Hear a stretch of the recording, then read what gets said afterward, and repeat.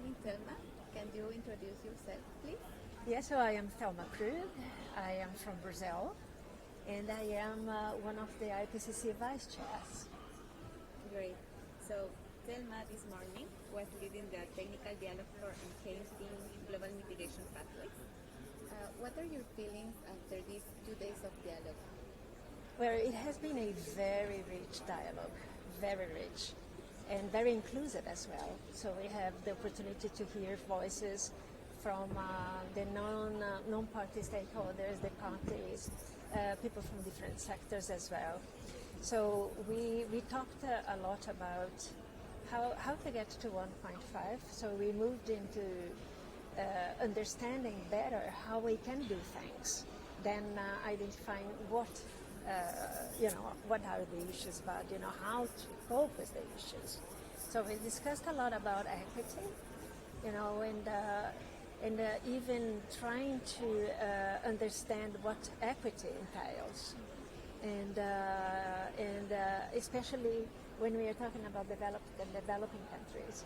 We also talked about the need to have a better engagement, inclusive governance, as we used to say, or inclusiveness inside the country domestically, so that you would be talking to those that potentially could be affected by a transition, right? So how to move to a just transition, so those that potentially would be affected by the changes that need to take place, the transformation that is necessary, would not put at stake their livelihoods.